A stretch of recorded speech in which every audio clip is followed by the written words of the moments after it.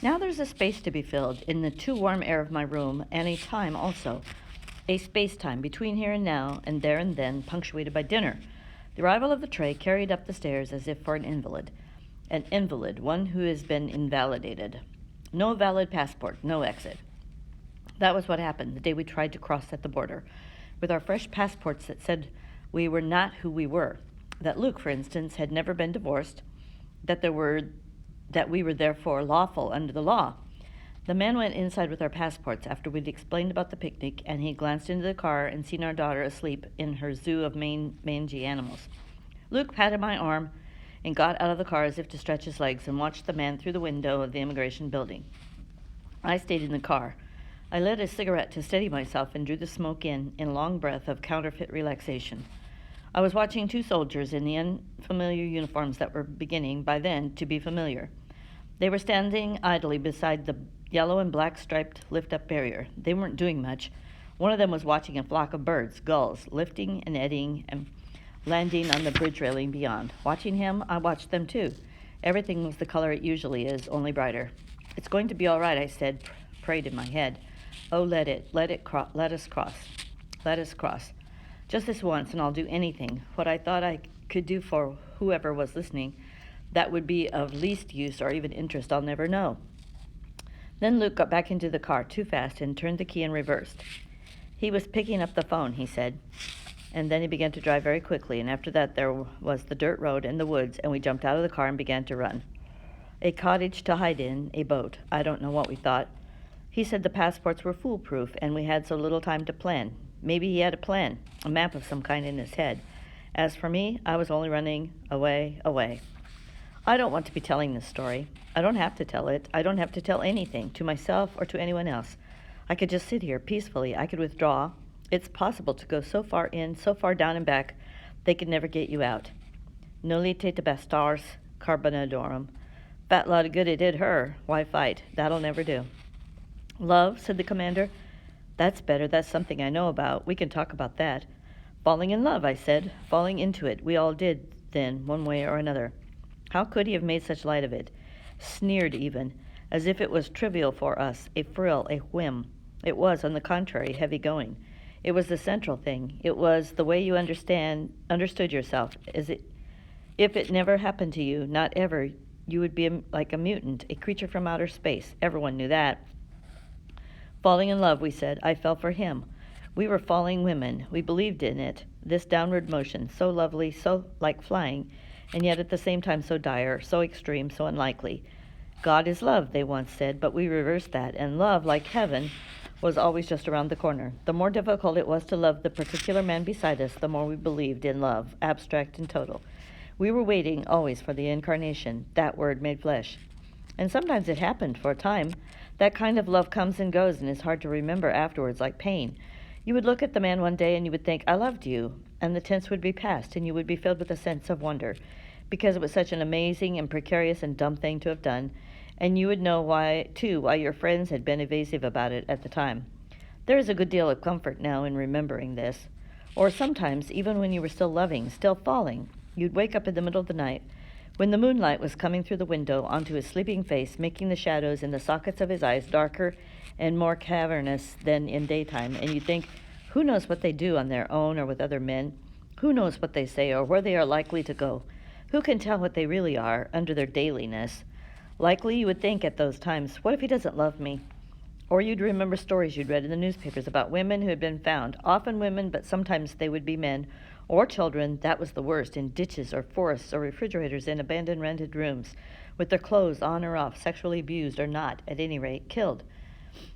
There were places you didn't want to walk, precautions you took that had to do with locks on windows and doors, drawing the curtains, leaving on lights. These things you did were like prayers. You did them and you hoped they would save you. And for the most part they did, or something did. You could tell by the fact that you were still alive. But all of that was pertinent only in the night and had nothing to do with the man you loved, at least in daylight. With that man you wanted to work out. Working out was also something you did to keep your body in shape for the man. If you worked out enough, maybe the man would too. Maybe you would be able to work it out together, as if the two of you were a puzzle that could be solved. Otherwise, one of you Most likely the man would go wandering off on a trajectory of his own, taking his addictive body with him and leaving you with bad withdrawal, which you could counteract by exercise. If you didn't work it out, it was because one of you had the wrong attitude. Everything that went on in your life was thought to be due to some positive or negative power emanating from inside your head.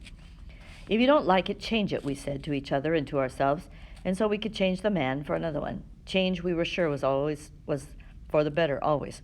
We were revisionists. What we revised was ourselves. It's strange to remember how we used to think, as if everything were available to us, as if there were no contingencies, no boundaries, as if we were free to shape and reshape forever the ever-expanding parameters of our lives. I was like that too. I did that too. Luke was not the first man for me, and he might not have been the last. If he hadn't been frozen that way, stopped dead in time, in midair, among the trees back there, in the act of falling. In former times, they would send you a little package of the belongings, what he had with him when he died. That was what they would do in wartime, my mother said. How long were you supposed to mourn, and what did they say? Make your life a tribute to the loved one, and he was, the loved one. Is, I say, is. Only 2 letters, you stupid shit. Can't you manage to remember it, even a short word like that? I wiped my sleeve across my face. Once I wouldn't have done that, for fear of smearing, but now nothing comes off. Whatever expression is there, unseen by me, is real. You'll have to forgive me. I'm a refugee from the past, and like other refugees, I go over the customs and habits of being I've left or been forced to leave behind me, and it all seems just as quaint from here, and I'm just as obsessive about it, like a white Russian drinking tea in Paris. Marooned in the 20th century, I wander back. I try to regain those distant pathways. I become too maudlin, lose myself, weep. Weeping is what it is, not crying. I sit in this chair and ooze like a sponge. So, more waiting, lady in waiting. That's what they used to call those stores where you could buy maternity clothes. Woman in waiting sounds more like someone in a train station. Waiting is also a place. It is wherever you wait. For me, it's this room. I am a blank here, between parentheses, between other people. The knock comes at my door, Cora with the tray, but it isn't Cora. I've brought it for you, says Serena Joy, and then I look up and around and get out of my chair and come towards her. She's holding it, a Polaroid print, square and glossy. So they still make them, cameras like that. And there will be family albums, too, with all the children in them. No handmaids, though. From the point of view of future history, this kind will be visible. But the children will be in them, all right. Something for the wives to look at downstairs, nibbling at the buffet and waiting for the birth. You can only have it for a minute, Serena Joy says, her voice low and conspiratorial. I have to return it before they know it's missing.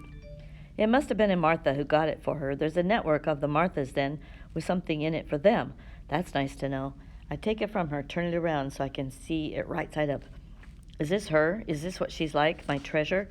So tall and changed, smiling a little now, subdued and in her white dress as if for an olden days first communion. Time has not stood still. It has washed over me, washed me away, as if I'm nothing more than a woman of sand left by a careless child too near the water. I've been obliterated for her. I am only a shadow now, far back behind the glib, shiny surface of this photograph. A shadow of a shadow, as dead mothers become. You can see it in her eyes. I'm not there. But she exists in her white dress. She grows and lives. Isn't that a good thing? A blessing? Still, I can't bear it to have been erased like that. Better she'd brought me nothing. I sit at the little table, eating creamed corn with a fork. I have a fork and a spoon, but never a knife. When there's meat, they cut it up for me ahead of time as if I'm lacking manual skills or teeth. I have both, however. That's why I'm not allowed a knife.